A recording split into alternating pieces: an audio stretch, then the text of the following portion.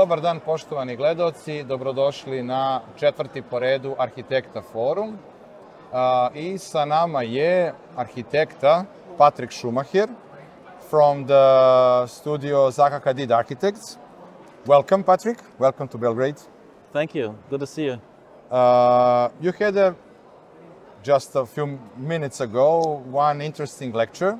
Thank you. And I think by the faces of the people that it was very interesting. But I have some different questions. Sure. I do not want to ask you what have you speak over there.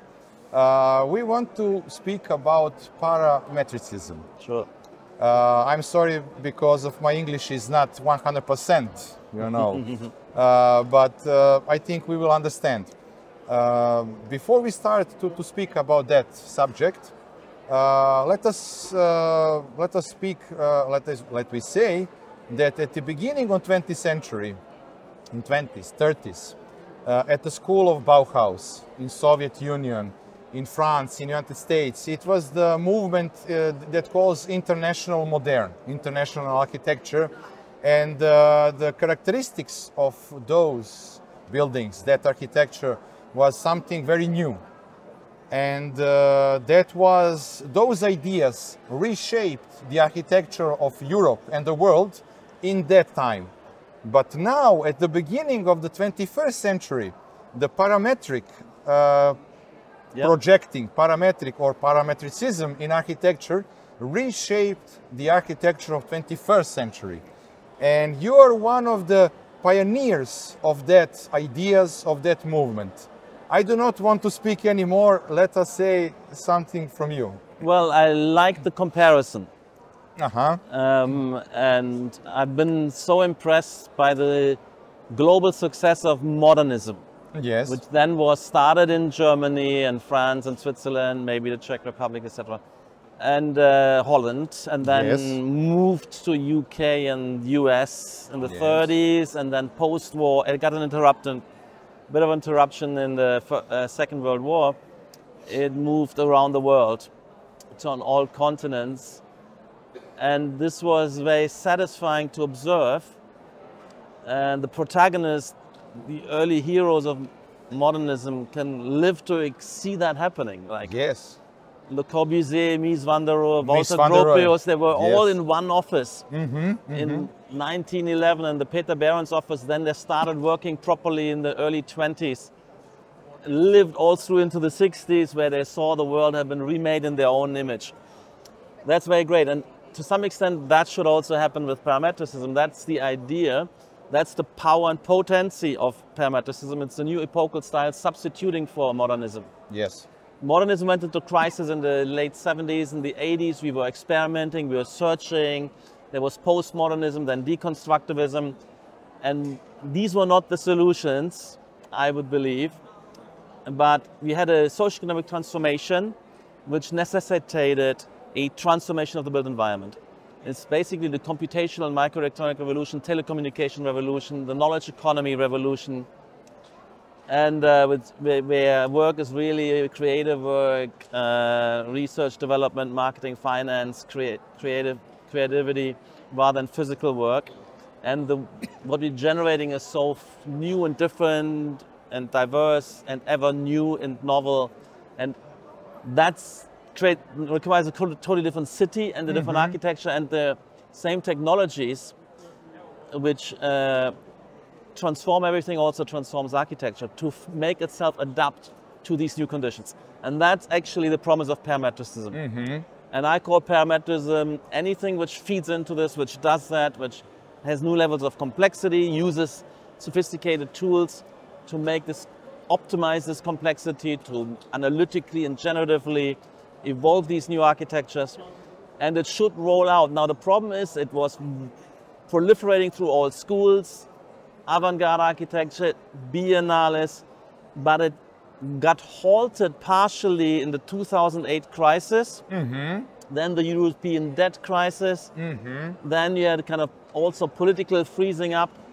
and unfortunately it hasn't rolled out as it should have been. I mean, of course, we did massive amounts of work. And there's a few others, and also some commercial firms pick that up, and China has been a great territory. The Middle East has been a great territory, but in Europe there isn't enough. So it's still, we have to still wait for that remaking of the physiognomy of the built environment. Right moment. It should happen now, and AI will help. Yes. Because it's difficult to make these forms. And I can see that a lot of students and a lot of young architects desire to create them, because when they use AI, that's what they do. When they face a client, then they still do modernism. So I think it's about to happen, and it's wonderful, and it is really, if it doesn't happen, we're really missing out on a architecture is not what it could be. Because modernism, minimalism, or also on the urban scale, as well as on the interior and architecture scale, cannot deliver that subtlety of connection, of intervisibility, inter-awareness, of finding yourself in a very complex city. That navigation. And by the way, I've just showed a number of metaverse projects. The metaverse will come, and it will be using parametricism to best advantage, and it will show the way as well. AI and the metaverse will help architecture to proliferate parametricism, and then I think it will also eventually transform the physical world more than it has already done so. And but what have you done with Zaha Hadid in the past? That was some, you know, first steps to do this. It was very hard to do those shapes, to project that, and to make something that nobody has done in, I don't know, 10, 15 years ago. And you were pioneers, but now everything changed because AI, because everything. But there was a joke here in Serbia. Do not be harsh. No problem. One guy asked, how can I put a picture on the wall when the wall is like this? That was a joke. Well, look, but the, you know, all our life is reshaping, remodeling. Okay, we have some traditional, you know, kako se kaže, navike, traditional habits, but everything is changing. Everything. Well, I don't think what purpose you want to serve to put a picture on the wall. No. Well, I think in beautifully curved surface, you can have a panoramic screen. Yes. To run a film, a video, or open a virtual window into a virtual space. Exactly. So for that, the curved surface is better. But look, we are adapting our architectural offering to the actual social processes and social functionality. And we have a very subtle and varied and versatile repertoire to do that.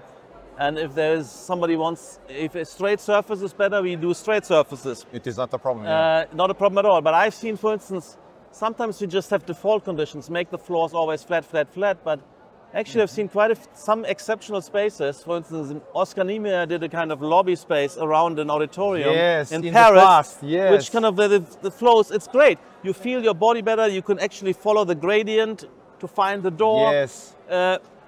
Or there's this kind of office space in a kind of knowledge economy incubator where you had the floor was in different levels, but the tables were surface straight. So then you can go to different, you can kind of sit at the table, you can go somewhere else and you stand at the table, low, middle, height, you can, so you have a more varied relationship to the table because the floor isn't flat. But the table surface maybe has more necessity to be flat. The floor doesn't, so we should not get stuck on these stereotypes. Yes, no, that's very important to make our life more rich and more interesting, dynamic, as well as more productive. Yes, because you know, if you have a quick meeting and standing at a table, that's faster. You come to the point and break off. Once you sit down, you know you're boring, and also your legs hurt, your back hurts, and you don't get up anymore, and you overstay the meeting and you miss other potential meetings. So I mean, there is that's why I like high performance institutions who have to get a lot of things done in a short space of time, they like our architecture, like, you know, Facebook, Google, these kind of high pressure, fast companies, or if you want to have high performance spaces where you can communicate a lot, I mean, conference spaces, you know, we're thinking a lot about these kind of things. So for what is our life today? And where you're home, you should also be able to invite people and have social events and work at home and maybe sleep over in the office. So there is more diversity of function.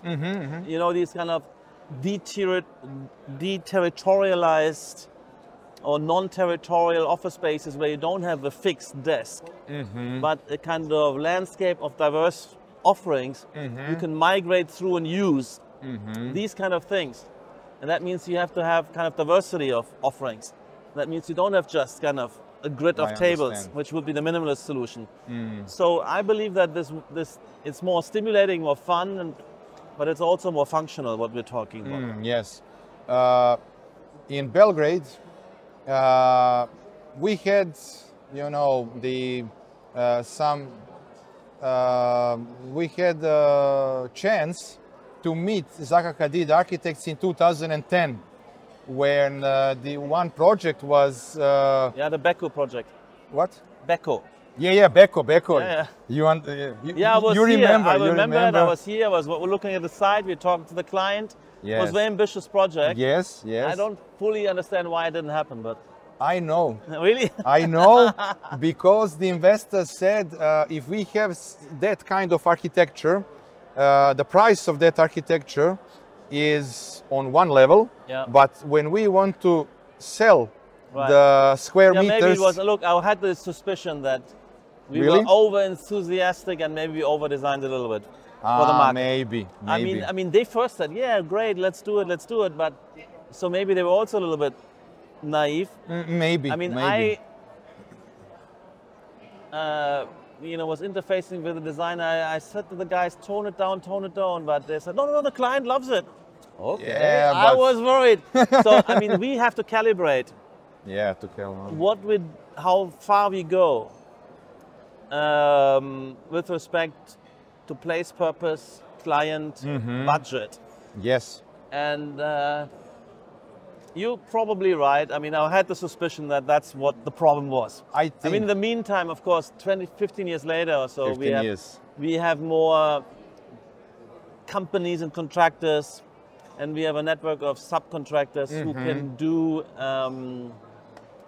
these kind of forms more efficiently, and also we optimize them for fabrication. So we have evolved from parametricism into this latest stage tectonism, where we integrate structural optimization, where we integrate fabrication logics. So we know in advance that they can be fabricated with certain toolings easily. They can be tessellated with flat sheets, etc., etc. So we also have advanced to make it more feasible and cost-effective to deliver something like this, and it actually more beautiful. So we definitely, with respect to the Beko project, we overdid it.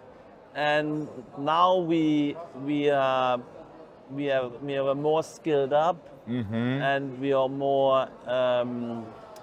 There's less risk. That is the right word. Less risk. No, we're definitely controlling the risk now. Yes, because if you came in 2010, the whole level of architecture in Belgrade, in Serbia, would go to the next level. Yeah. But now we are stuck on the same level. Now we have the Tesla Museum, which I love, and we have there's a lot of beautiful, you know, and we have to be super fast. I think, yes. We have to, because there's a certain exhibition and an opening, and we are already in the technical design.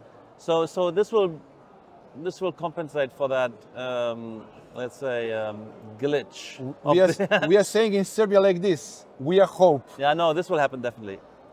And I didn't show that we have another kind of tower actually for Alto Bank, a bank tower, beautiful as well, quite ambitious. Yeah, so, the tower, Alta Banca, yes, it was also competition. You have that kind of SOM kind of iconic tower here, so I can see that things are happening, and things are moving from the zero. Things are moving, and you have a growing city, you have a large city, a growing city, and you seem to be able to have new Belgrade. There's opportunities there. So I'm excited. I mean, I would like to do more.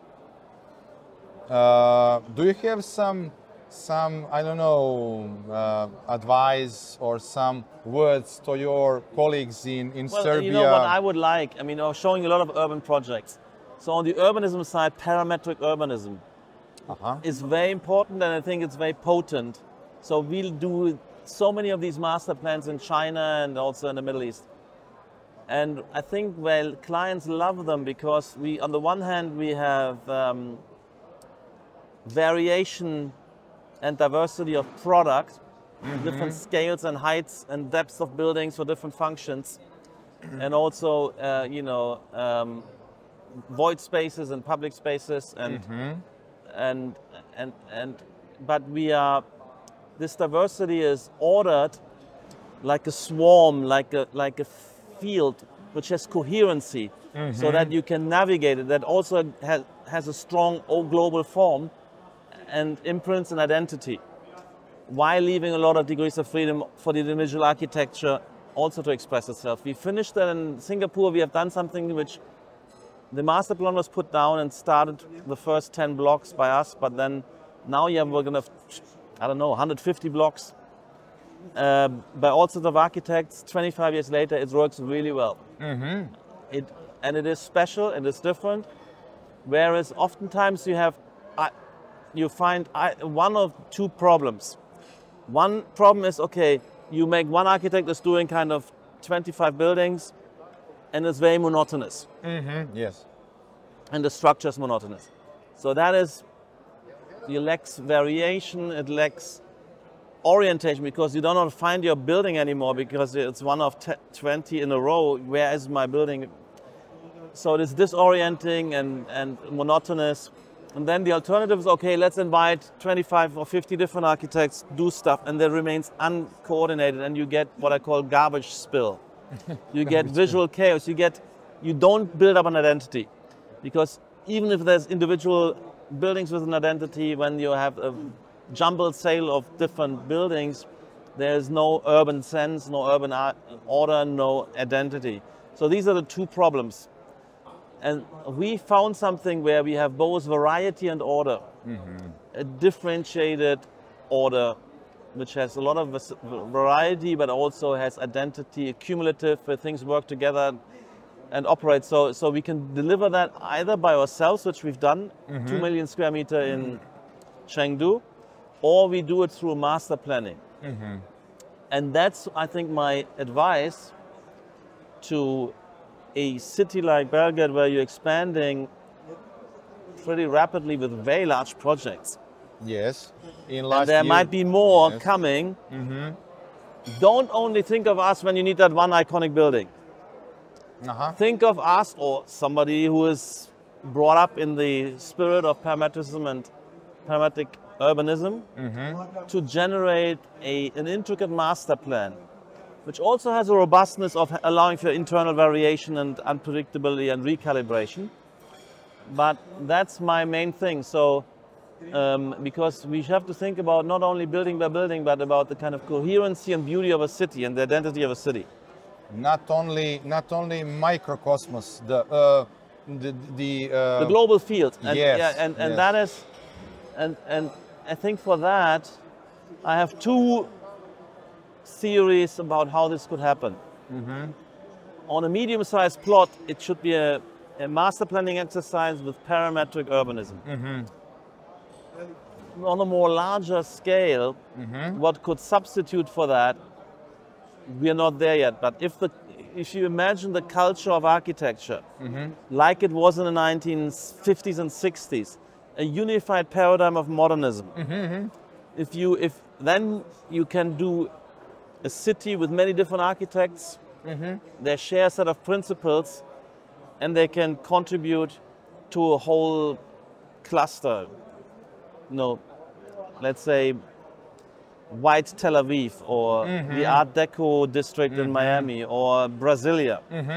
These will be coherent urban creations of the 20th century. in the second half of the century, we didn't have that. We only had garbage spill. So, but I can imagine that we can generate, if parametricism becomes hegemonic the way modernism was in 1960. Let's say we reach in 2030, I mean, it's probably not that quick, but 2035, we have, everybody's on board. Everybody is tooled up, skilled up, and shares a set of values. We then can allow a city to evolve where you don't have to coordinate, you individual interventions and the freedom of market decision, what gets built where. And then the architect stitching in the project, making the connection which brings the project to this location in the first place. And they have the ethos of establishing resonances, continuing continuities, and adaptive affiliation. That's our set of principles and ethos. If then somebody else comes in and generates something which is blind and indifferent and self-indulgent, then we should, as a discipline, we should kind of critique and kick out that. Yes, I understand. Let's say self-indulgent or unskilled architect or with crude sensibilities, and we should then kind of critique him and weed him out of the discipline. So that we have actually responsible and sophisticated architects. They can then forge and evolve an urban fabric of the 21st century, which has identity, character, beauty, you know, where everything is also adaptive to sunlight conditions, to climate conditions. They could be inventive, but it would be like kind of naturally evolved ecosystem like nature. You know, a valley with lots of flora and fauna correlating with where the rivers, where the hills are. These things evolve and adapt, and they don't look like a garbage spill. They look like an intricately ordered field. And that, I believe, the city could be, but it can't be now because our field, we have two problems. The discipline is fragmented, and the planners, in England for sure, I'm not sure here, prescribe what is happening where, how tall, what functions, and they prescribe the facade, and they say it has to be brick, and I mean, there's this... We had that in the past. Basically, well, that means they're not designers, and if non-designers determine the design, then we don't get any meaningful outcome. We get something backward and crude and degenerate. And that's my pitch. We need total freedom for the field, for the architects to drive together with the entrepreneurs, with the developers, and let's say clients, to weave that fabric to the highest level of sophistication. And that's why we have to critique each other and help each other to make every project a kind of component of a larger whole. And that needs to be the ethos. That's the ethos, and that's the set of principles of parametricism. And we're experimenting with this. We have images which document that. For instance, with students. 15 students, they all do something, but it fits, it works. It's varied and coherent, like a cultural district and stuff like that.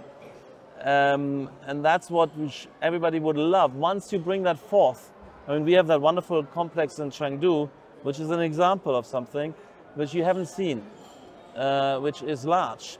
So you immerse, you're inside the architecture in an urban space, and all the buildings are done by us. I mean, that's tough, but we can do it. Better still, if this would be 50 architects, but they all, in their own way, contribute to a paradigm. Let's say, if our site was kind of 5 times the scale, we couldn't have done it. So then we need like-minded. So I sometimes think of making a master plan and curating helping the architect, the client select all the architects. And to make sure, then I don't have to tell them. I mean, if I invite, you know, Mayang Sung, I invite, you know, Tom Wiscombe and some other of these, let's say, you know, of our kind of co-fighters. I understand. If it's only them, then I can trust them. And I can trust the group evolving together into something. So that's on my mind, because individual buildings, yes, we have wonderful buildings, but they're always isolated events in a kind of disintegrated urban texture.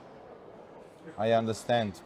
Mr. Schumacher, thank you for this explanation of whole philosophy, not concept, philosophy of thinking, of reshaping the cities. I hope that you will come because of the project of Nikola Tesla Museum, you will come in Belgrade. Yeah, I will come again, for sure, and there's more to come, And I hope that project will be I think it's going to be finished. wonderful. I think it will be wonderful, yeah. And maybe you will be our guest again in a few years. Absolutely. Who knows? Okay. Thank you again. Thank you.